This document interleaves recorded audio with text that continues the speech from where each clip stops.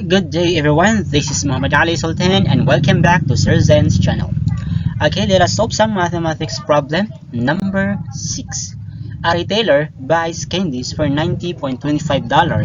The packer has 35 pieces of candies. If she sells each candy for $3.25, how much profit does she make? Letter A, $11.50. Letter B, $37.50. Letter C, $23.50. Letter D, $18.75. At dapat nating tandaan, dapat nating alamin kung ano nga ba yung mga given value. So meron tayo ditong $90.25, yan yung tinatawag nating cost price. Meron din tayo ditong 3.25,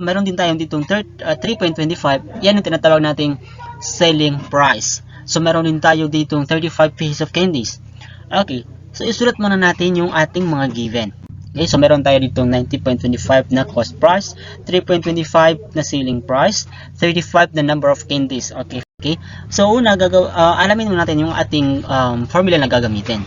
So meron tayo ditong profit is equal to SP minus CP. Itong SP yan yung selling price, yung CP yan yung tinatawag nating cost price.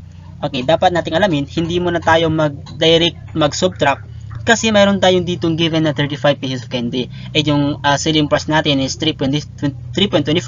Yan is yung para sa isang candy lang. If mayroon tayong 35 pieces of candy, kailangan nating i-multiply muna yan bago tayo mag-proceed doon sa subtraction. Okay?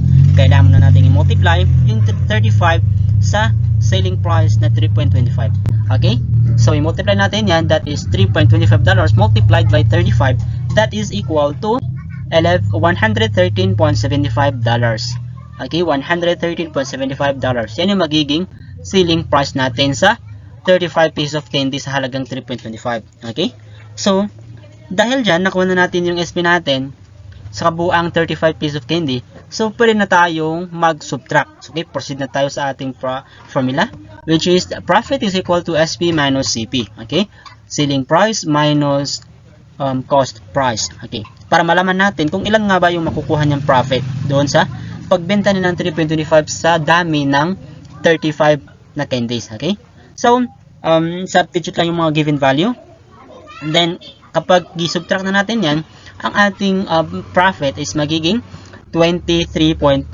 So, kapag bumili siya ng 90.25 na candies, tapos 35 packers siya na candies, tapos ibebenta niya yon sa 3.25 na presyo kada candy, so ang profit na makukuha niya is $23.50. Okay? So ang ating sagot dito ay letter C, $23.50. That's all. Thank you for watching.